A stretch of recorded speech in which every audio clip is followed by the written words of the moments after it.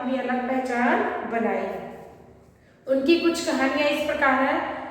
पंजाब की महारानी, रेशमी, पोली इमारत, चित्र विचित्र, कंचन सी काया, काल कोठरी, ऐसी होली खेलो लाल, कला का पुरस्कार आदि। अब हम चैप्टर पर आते हैं। राइटर कह रहा है दोपहर के समय जरा आराम करके उठा था। अपने पढ़ने लिखने के कमरे में खड़ा खड़ा बड़ी बड़ी अलमारियों में सजे पुस्तकालय की ओर निहार रहा था। किसी महान लेखक की कोई कृति उसमें से निकालकर देखने की बात सोच रहा था। मतलब राइटर अपना टाइम पास करने के लिए अपनी लाइब्रेरी में से कोई बुक निकालकर पढ़ने के बारे में सोच रहा था कि कौन सी निकालूं। बहुत सारे महान राइटर थे।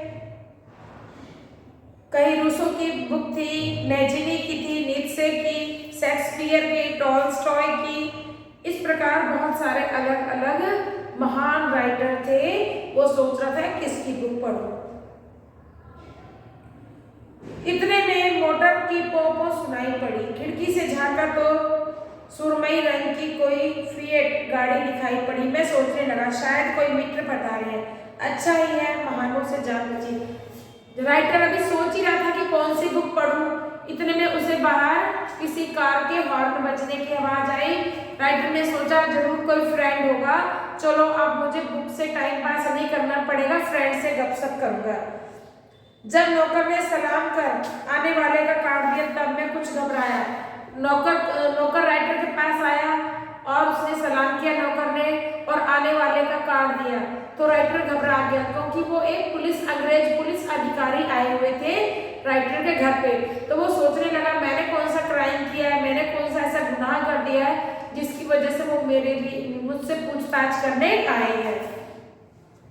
पुलिस सुपरिटेंडेंट का नाम छपा था। ऐसे बेवक्त ये कैसे आए? मतलब वो दोपहर का टाइम नहीं था, सुबह या शाम का टाइम होगा। तो वो सोचते हैं राइटर की इस टाइम के क्यों आए, जरूर कुछ खास बात ही होगी। पुलिस पति भीतर आए। मैंने हाथ मिलाकर चक्कर खाने वाली एक गद्दीदार कुर्सी पर उन्हें आसन दिया। वे व्यापारिक मुस्कुराहट से लैस होकर बोले, इस अचानक आगमन के लिए आपसे क्षमा चाहता हूँ। मतलब राइटर समझ गया कि वो जो मुस्कुरा रहे हैं जरूर कोई काम होगा, इस तरीके से मुस्कुरा रहे हैं। तो राइटर क्योंकि एक्सपीरियंस वाला था वो समझ गया जरूर ये किसी काम से आए हैं। राइटर ने ठीक है भाई आज्ञा दो, मैं आपके लिए क्या कर सकता हूँ। उन्होंने पॉकेट से एक डायरी निकाली सुपरिटेंडेंट ने और डायरी से एक तस्वीर निकाली। देखिए इसे जरा बताइए तो पहचानते हैं इसको? उन्होंने अब सुपरिटेंडेंट ने अपनी पॉकेट से एक डायरी निकाली जिसमें एक फोटो थी और पूछा कि इस लड़के को पहचानते हो? हाँ, राइटर ने कहा हाँ पहचानता हूँ, जरा सहमते हुए मैंने बताया। राइटर को थोड़ा डर लगा, भाई मेरे पड़ोस में रहता है, मन में सोचा। कहा हाँ पहचानता हूँ, इसके बारे में मुझे आपसे कुछ पूछना है। राइटर ने कहा पूछिए। सुपरिटेंडेंट ने कहा इसका नाम क्या है? राइटर ने कहा लाल।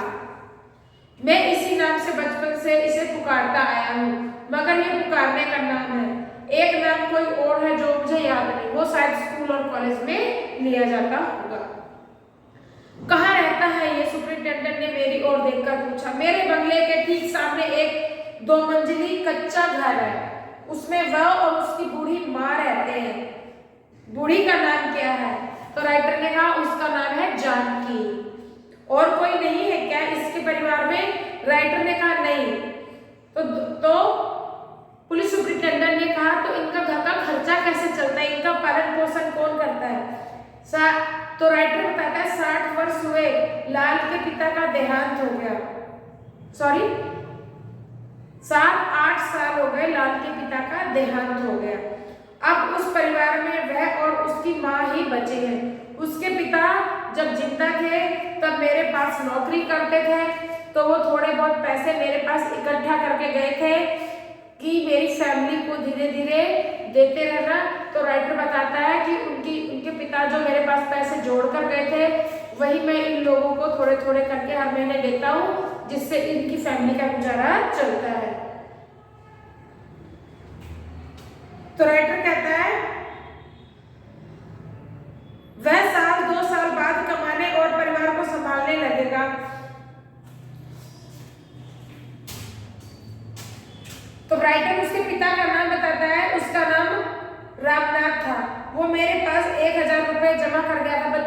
समय में 1,000 रुपए भी बहुत ज्यादा हुआ करते थे, जिससे अब तक उनका खर्चा चल रहा है।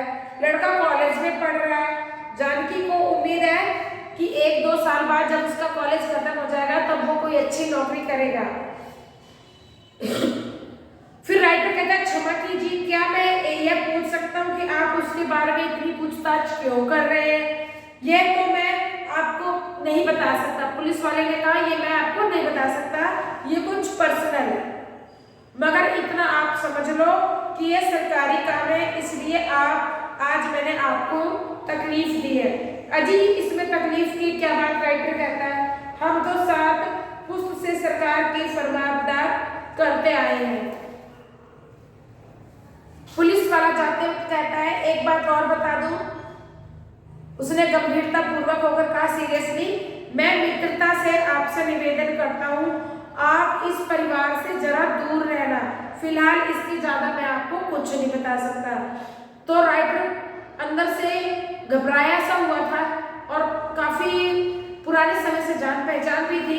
पुलिस के जाते ही उसने लाल की माँ को, लड़के की माँ को बुलाया और कहा, एक दिन जानकी को बुलाकर समझाया, तुम्हारा लाल आजकल क्या पाजीपन करता है, यानी क्या शरारतें कर रहा है, पुलिस वाले क्यों ढूंढ रहे हो उसको? तुम उसे केवल प्यार ही करती हो ना? राइटर कहता है कि तुम प्यार करती हो, वो कहाँ जा रहा है, क्या कर रहा है, इसके बारे में कुछ तुमको पता नहीं है। तो एक न एक दिन ये फंसेगा और फिर तुम दुखी होगी, रोगी। तो लाल की माँ है, बहुत ही भोली भाली सीधी महिला होती है।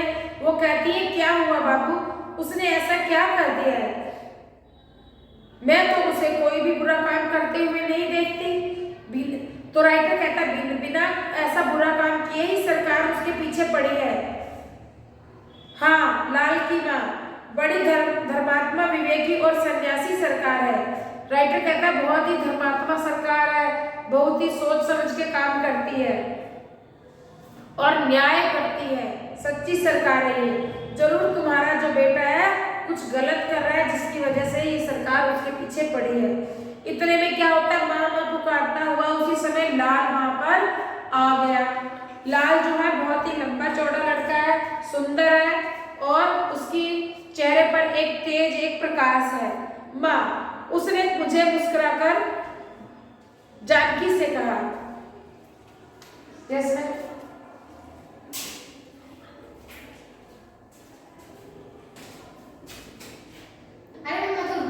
लाल ने राइटर को नमस्कार किया और अपनी माँ से कहा, तू यहाँ भाग आई है, चल, मेरे कई सहपाठी यानी साथ में पढ़ने वाले बाहर खड़े हैं, उन्हें चल जल्दी से कुछ खिला पिला दे, फिर हम घूमने जाएंगे।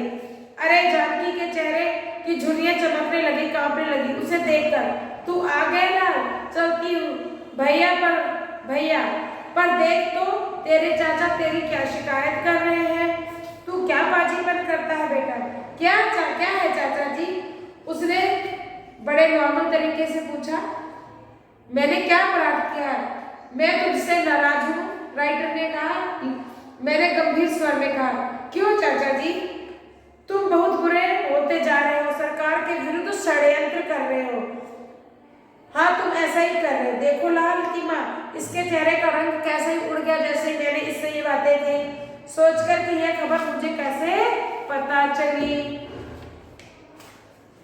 सचमुच एक बार उसका खिला हुआ रंग जरा मुरझा गया था मेरी बातों से, पर तुरंत ही वो संभल गया। आपने गलत सुना है चाचा जी, वो कहता है, मैं किसी षड्यंत्र में नहीं हूँ, मेरे विचार स्वतंत्र है, पर किसी षड्यंत्र में मैं नहीं हूँ। देश की दुर्व्यवस्था पर उबल उठता हूँ, जो देश के बुरे हालात है उनके ऊपर मुझे गुस्सा आता है। और ये जो पशु जैसा हृदय रखती है ये परतंत्र सरकार, जिन्होंने हमें गुलाम बना रखा है, मुझे इनके ऊपर गुस्सा आता है। तुम्हारी ही बात सही, तुम षड्यंत्र में नहीं, विद्रोह में नहीं, पर यह बकबक क्यों? इससे क्या फायदा है? राइटर कहता है, ठीक है, तुम किसी षड्यंत्र में नहीं हो, कोई विद्रोह नहीं करते, तो ये फालतू की बातें क्यों कर रहे हो तुम? तुम्हारी इस बकबक से न तो देश का दुर्दशा सुधर जा सकती है और न ही इसकी पराधीनता का कुछ हो सकता है। राइटर उसे समझाता है, तुम्हारा काम पढ़ना है, तुम पढ़ो, बिना वजह टाइम बर्बाद करने करने से कोई फायदा नहीं, तुम्हें अपना परिवार देखना है। तुम पहले अपने घर का उद्धार करो, बाद में सरकार को सुधार लेना। उसने विनम्रता से कहा, चाचा जी क्षमा कीजिए, इस विषय में मैं आपसे विवाद नहीं करना चाहता। चाहना होगा, राइटर कहता है मुझसे बात करनी होगी। मैं केवल चाचा जी नहीं हूँ, तुम्हारा बहुत कुछ हूँ। तुम्हें देखते ही मेरी आंखों के सामने तुम्हारे पिताजी का चेहरा नाचने लगता है, तुम्हारी बूढ़ी माँ मेरी आंखों के सामने आती है। भला मैं तुम्हें इस तरह बर्बाद होने घूमने कैसे दे सकता हूँ। बच्चों बाकी का चैप्टर अब हम कल पढ़ेंगे।